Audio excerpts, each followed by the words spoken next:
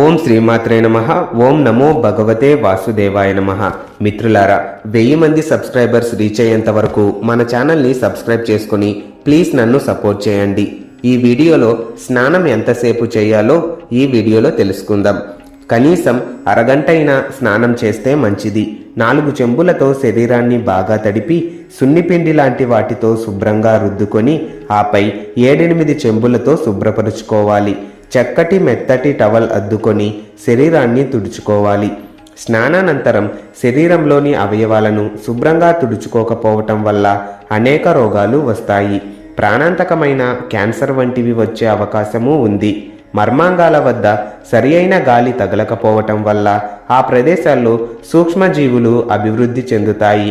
శుభ్రంగా స్నానం చేసుకొని ఫ్యాన్ క్రింద 1 నిమిషం నిల్చొని ఆపై దుస్తులు ధరించండి. స్త్రీలు ఒంటి మీద ఏమీ లేకుండా స్నానం చేయాలి. మగవారు ఏదో ఒక గుడ్డ చుట్టుకొని స్నానం చేయాలి. తెల్లవారుజామున 4-5 మధ్య చేసే స్నానం ముని స్నానం అనగా ఋషి స్నానం. ఉదయం 5-6 మధ్య చేసేది దైవ స్నానం. 6-7 మధ్య చేసేది మానవ స్నానం.